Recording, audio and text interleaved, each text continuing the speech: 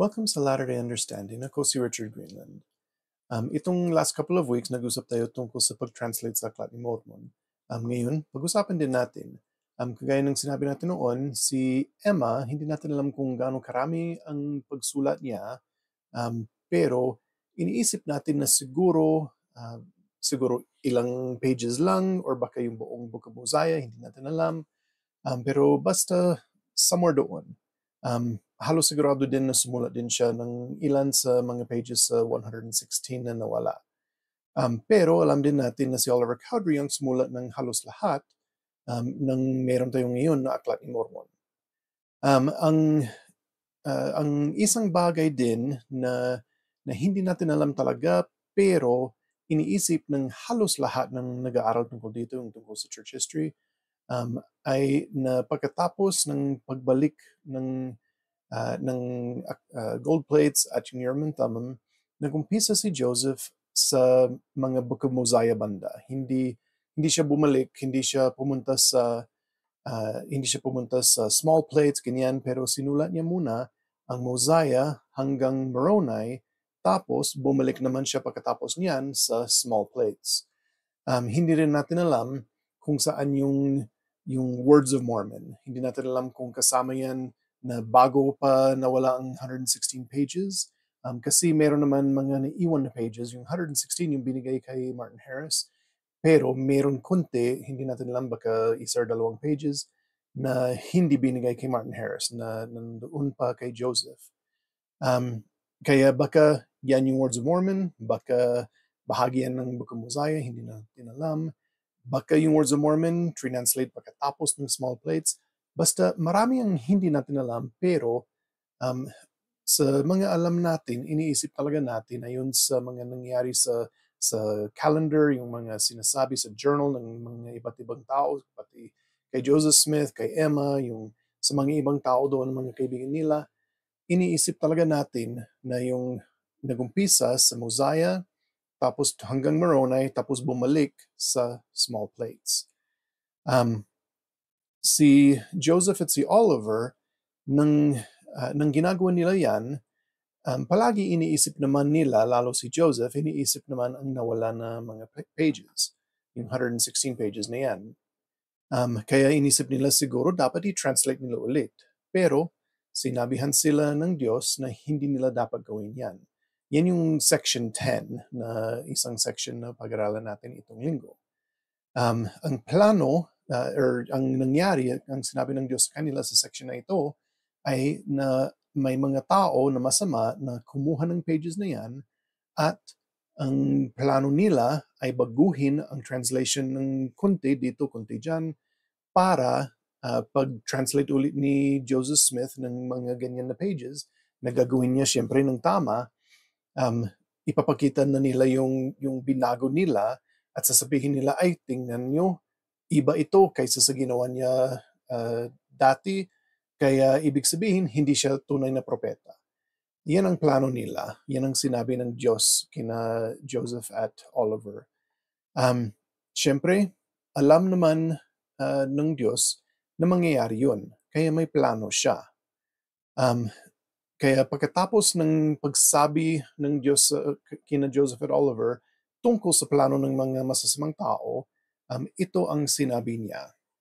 Basahin natin sa section 10 verses 12 hanggang 14. At sa paraang ito, ang Diablo ay naghangad na maghanda ng isang tusong balak upang kanyang mawasak ang gawaing ito, sapagkat kanyang inilagay sa kanilang mga puso na gawin ito, na sa pamamagitan ng pagsisinungaling, kanilang masabing ikaw ay kanilang nahuli sa mga salita na iyong ipinagkunwaring sinalin. Katotohanan sinasabi ko sa iyo na hindi ko pahihintulutang may sa katuparan ni Satanas ang kanyang masamang layunin sa bagay na ito.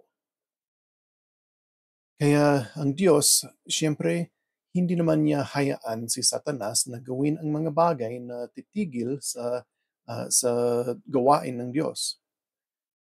Kaya kailangan nasa side or kasama natin ang Diyos palagi dahil alam natin na siya ang mas makapangyarihan talaga kaysa kay Satanas. Na wala talagang kaparehas dyan. Na sobrang lakas talaga ang Diyos, na sabi naman na all-powerful talaga, lahat ng kapangyarihan nasa Kanya.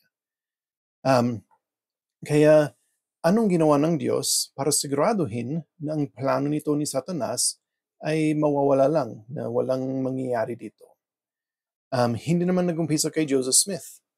Siyempre ang Diyos, alam na niya ang lahat, kaya inumpisahan niya noon pa.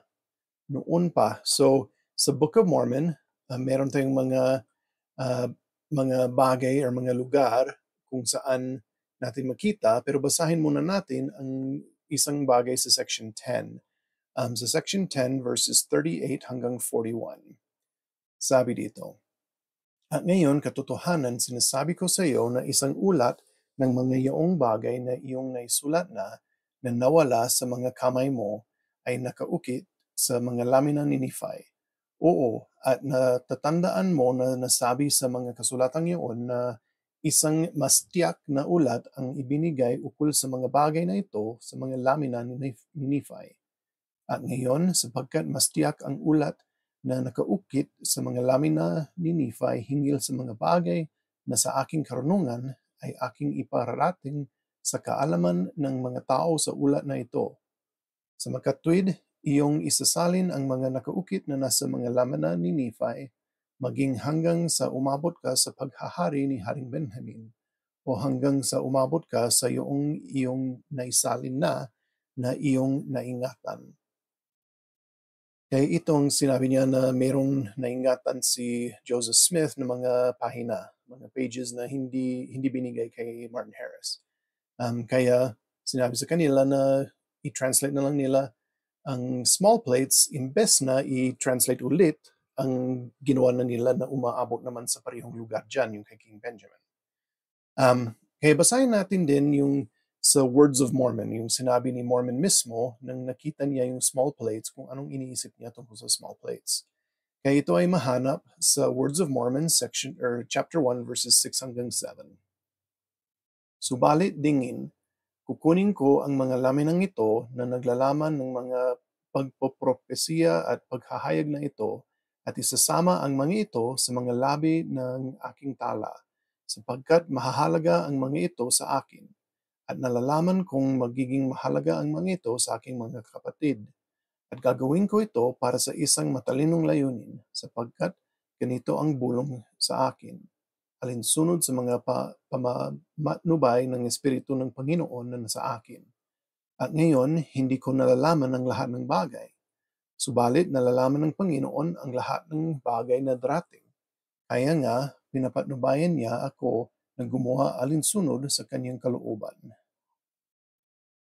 Kaya sabi niya, hindi niya alam kung bakit ginagawa niya ito, basta gusto niya ang mga ito at na sinasabi talaga sa kanya ng Espiritu na dapat niyang gawin ito. Alam niya na may matalinong layunin ang Diyos sa mga bagay na ito. Si Nephi din, nang sinusulat niya ito, maraming beses niya sinabi ang tungkol dito. Basahin natin ang dalawang lugar kung saan niya sinabi ito. Yung una dito sa 1 Nephi chapter 9 verse 5. "Ano pat, inutusan ako ng Panginoon na gawin ang mga laminang ito para sa isang matalinong layunin sa Kanya, na layuning hindi ko nalalaman." Na ibig sabihin yung small plates ito. Ganon din sa 1 Nephi section or chapter 19 verse 3. "At matapos kong magawa ang mga laminang ito alinsunod sa kautusan, ako si Nephi ay nakatanggap ng kautusan ng ministeryo at ang mga propesiya, ang higit na malilinaw at mahahalagang bahagi ng mga iyon ay nararapat isulat sa mga laminang ito, at ng mga bagay na nasusulat ay nararapat na pag-ingatan para sa kaalaman ng aking mga tao na aangking sa lupain at sa iba pa ring matatalinong layunin na mga layuning nalalaman ng Panginoon." Kaya ibig sabihin na kahit hindi naman alam ng mga propeta kung bakit talaga kailangan gawin ito, alam nila ng kailangan gawin. Sinasabi talaga sa kanila ng Panginoon noon sa pamamagitan ng Espiritu na kailangan itabi nila ang mga sulat na ito, or sa kay Nephi na gawin niya ang pangalawang set ng plates nito Imbes na yung large plates of Nephi lang na una niyang ginawa, kailangan gumawa pa ng isa pa para sa later on. Hindi nila alam kung kailan yan mangyayari, basta alam nila na mahalaga ito. Kaya ang Panginoon, sinabi din niya kay Joseph at kay Oliver na hindi kaya ni Satanas na talagang maglaban sa kanya. Talagang mananalo ang Diyos palagi. Basahin natin yan sa section 10 verse 43. Hindi ko pahihintulutang kanilang wasakin ang aking gawain. Oo, ipakikita ko sa kanila ng aking karunungan ay higit na dakila kaysa sa katusuhan ng Diablo. Kaya pareho yung noon at ngayon na meron pa rin katalinuhan at karunungan ang Diyos na sobrang lakas. Talagang walang pareho sa Kanya. Kaya kung ginagamit niya noon sa mga bagay na ito, yung sa Book of Mormon, sa panahon natin, ginagamit pa rin niya para sa buong simbahan, pero ginagamit din niya para sa buhay din natin, yung sa bawat isa sa atin. Basahin natin ang ilan mga sinabi ni Elder Ronald A. Rasband sa isang talk niya. Una, basahin natin ito. Sabi niya, ang buhay natin ay parang chessboard at inililipat-lipat tayo ng Panginoon kung tumutugon tayo sa mga espiritual na paramdam. Kung ating pagninilayan, makikita natin ang kanyang impluensya sa ating buhay. Kaya kailangan tingnan natin palagi, isipin natin palagi kung anong nangyayari sa buhay natin at makikita natin ang kamay ng Diyos sa buhay natin. Mga ginagawa niya para tumulong sa atin. Basahin natin ang isa pa dito na sinabi ni Elder Rasband. Sabi niya, bawat isa sa atin ay mahalaga at minamahal ng Panginoon na nagmamalasakit, bumubulong at nagmamasid sa atin sa mga paraang kakaiba sa bawat isa. Walang katapusan ang kanyang pagiging mas matalino at mas makapangyarihan kaysa mga mortal na tao. Alam niya ang ating mga hamon, ang ating mga tagumpay at mabubuting hangarin ng ating puso. Kaya kilala talaga ng Diyos ang bawat anak niya. Kaya kilala niya tayo. Kaya alam niya kung ano yung pinakamaganda para sa atin at tutulong siya sa atin basta nakikinig tayo sa Kanya at ginagawa natin ang sinasabi niya sa atin. Gusto niya tumulong sa atin kahit anong mangyari, pero syempre may agency tayo. Hindi niya kukunin ang agency niya sa atin. Kaya malaya tayong pumili para sa sarili natin, pero tutulong ang Diyos sa atin sa lahat ng papayagan natin. Kaya payagan natin siya palagi na tumulong sa atin. Basahin din natin ang isa pa dito kay Elder Rasband. Sabi niya, kapag tayo'y matuwid, handa at may kakayahan, kapag sinisikap nating maging marapat at kwalipikado, umuunlad tayo sa paraang hindi natin inakala at nagiging bahagi ng banal na plano ng Ama sa Langit. Bawat isa ay may kabanalan sa ating kalooban. Kapag nakikita nating kumikilos ang Diyos sa pamamagitan natin at kasama natin, nawa ay mahikayat tayo at magpasalamat sa paggabay na iyon. Nang sinabi ng ating Ama sa Langit na ito ang aking gawain at aking kaluwalhatian, ang isa katuparan ang kawalang kamatayan at buhay na walang hanggan ng tao, tinutukoy niya ang lahat ng kanyang anak, lalo na kayo. Ang kamay ng Panginoon ay gumagabay sa inyo. Sa banal na plano, may impluensya siya sa maliliit na detalye ng inyong buhay, gayon din sa mahahalagang pangyayari. Kaya isipin natin na dito sa section 10, binabasa natin ang isang bagay na nangyari na parang milagro. Milagro talaga, hindi lang parang. Pero para sa buong simbahan ito. Pero sinasabi ni Elder Rasband na para din sa bawat isa sa atin, sa buhay din natin, meron talaga mga nangyayari. Kung matuwid tayo, kung sumusunod tayo sa mga utos ng Diyos, makikita natin ang mga ito. Kaya kailangan mag-pay attention tayo. Mag-focus tayo sa mga bagay ng Diyos para makita natin ang mga ginagawa niya para sa atin.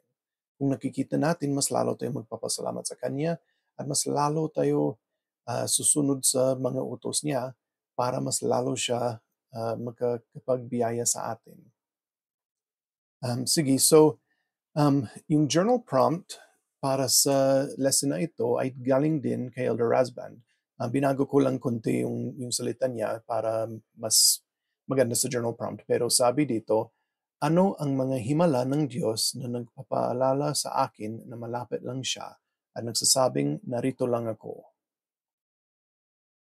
Sana isipin natin yan palagi. Isulat natin sa journal natin. Hindi lang itong basis na may isang journal prompt, pero palagi, kahit linggo-linggo, isipin natin yan.